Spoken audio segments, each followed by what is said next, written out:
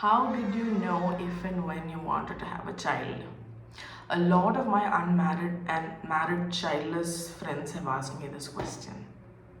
But first, if you're sitting on top of someone right now, please get down, listen to this, and then hop back on.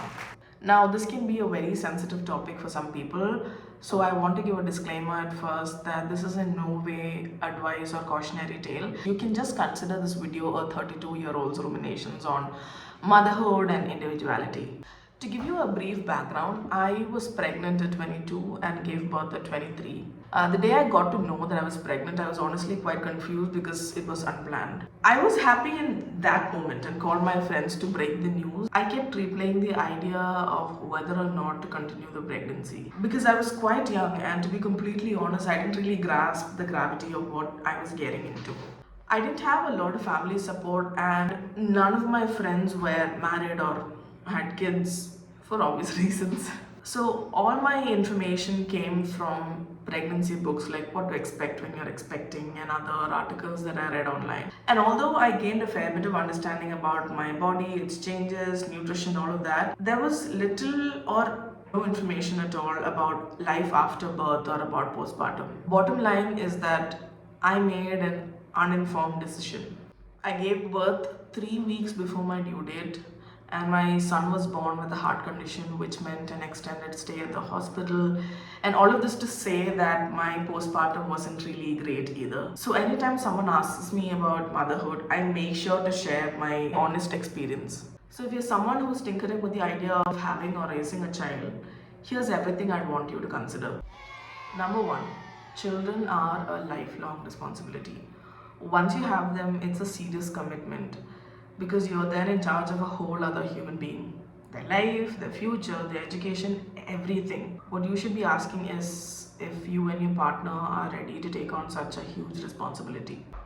Number two, your behavior affects your children, which means that if you're messed up people in terms of mental health, or you come with a lot of childhood emotional baggage, or you tend to argue a lot, you need to address that first before you dive headfirst into nurturing someone else. Raising a child takes a whole ass village. Now, this could be your parents, your friends, or a hired nanny, but it takes multiple people, especially in the initial months or even years, to raise a child.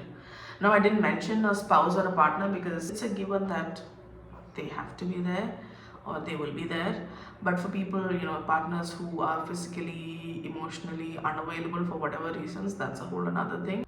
Now, why do I say we need a whole village to raise a small kid? Because newborns' needs are extensive. For example, newborn babies need to be fed every 2 hours, and this can even go on for a few months. So, every 2 hours, feeding a child means that there's limited or no sleep at all, and no sleep means that the chances of depression are much higher.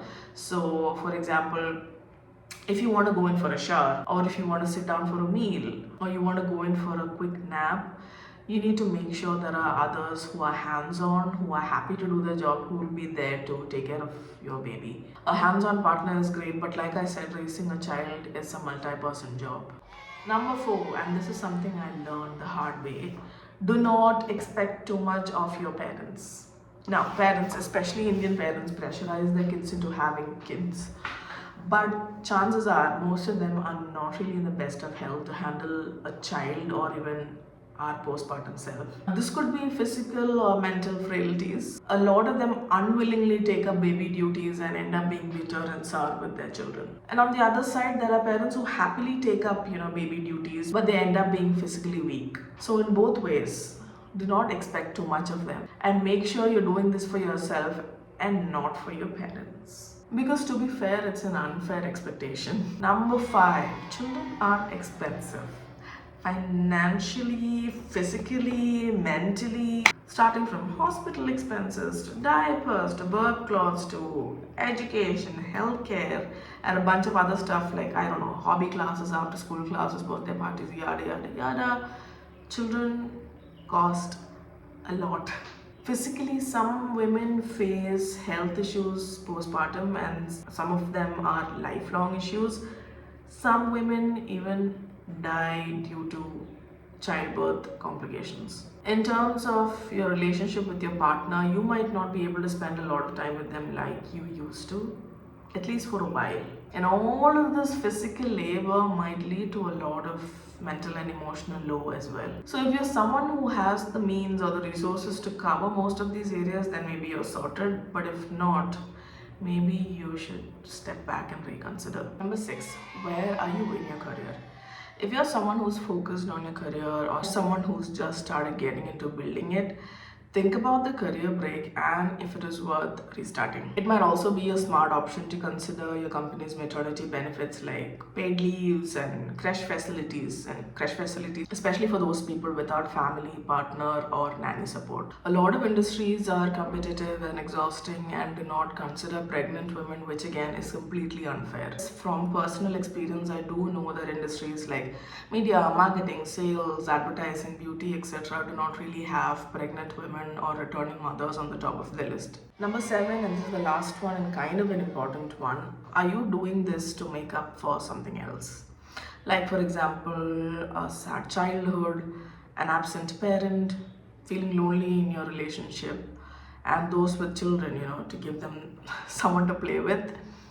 While I understand these are all emotional reasons that I can't really argue with, it would be nice if you could just sit in silence for a few days, weeks, months, or even years and just ask yourself if these are all reasons enough to bring a human being to life.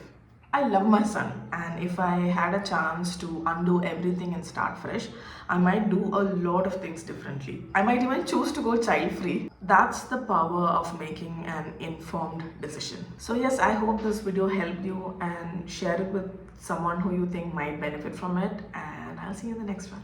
Bye.